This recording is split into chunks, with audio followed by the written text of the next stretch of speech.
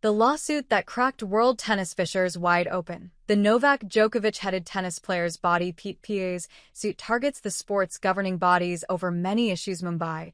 Simmering fissures in the tennis world have been cracked wide open with a lawsuit filed by the Professional Tennis Players Association, PTPA, co-founded by Novak Djokovic, against the various governing bodies of the sport which they accuse of running professional tennis as a cartel, facing heat over the perceived preferential treatment to world number one Jannik Sinner in his doping saga. The ATP, it runs the men's tour, has now been taken to court alongside the WTA, Women's Tour, ITF, International Tennis Federation, and ITIA, International Tennis Integrity Agency, over various governance issues. The lawsuit, filed in New York federal court on Tuesday with a dozen current and former players as plaintiffs, also mentions the 4 Grand Slam organizers as co-conspirators.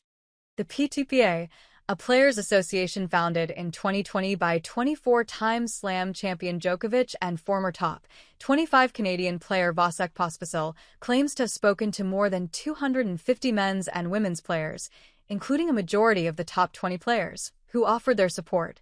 For too long, players have been forced to accept a broken system that ignores our well-being, undervalues our contributions, and leaves us without real representation, Pospisil, who is also one of the plaintiffs, wrote on X.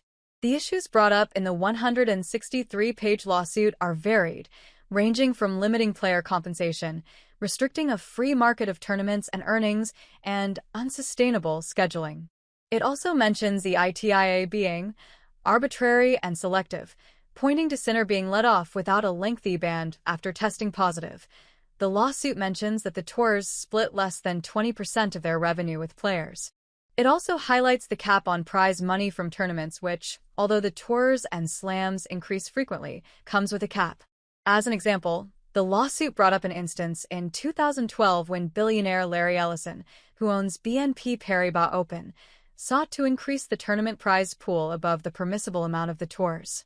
The proposal was rejected. The PTPA also accuses the bodies of colluding to restrict opportunities for players to play and earn beyond the tours, in terms of unsanctioned tournaments, exhibitions, and restricting sponsorship deals with only select companies for their rackets, bags, and apparel. If Louis Vuitton or Gucci, for example, offered a player a lucrative endorsement deal to arrive at center court at Indian Wells carrying a racket bag bearing their logo, the player would have to reject the offer, the lawsuit states. Scheduling concerns. The packed calendar, with over 50 tournaments in the season on the ATP and WTA Tour and a greater volume on the second-rung Challenger and ITF level, is an issue that many players have publicly spoken about. Top players have to turn up for mandatory events, while the lesser-ranked players are compelled to grind week in and week out on the lower levels to barely be able to sustain a livelihood.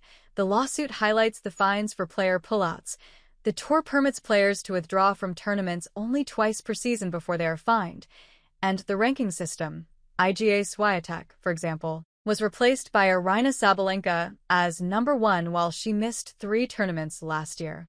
A player's ranking is not determined solely by his or her on-court performance at tour events, but also by how often the player agrees to play, the lawsuit states. Selective Sinner case.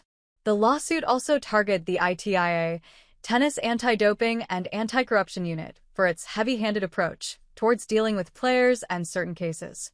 It also, however, brought out the arbitrary and selective way that Sinner, the Italian world number 1, escaped a lengthy ban after testing positive twice last year. There was no investigation that dragged for over a year into a prominent player who had not vocalized any issues with the cartel. The lawsuit reads. All the bodies named issued statements on Wednesday rejecting PTPA's claims.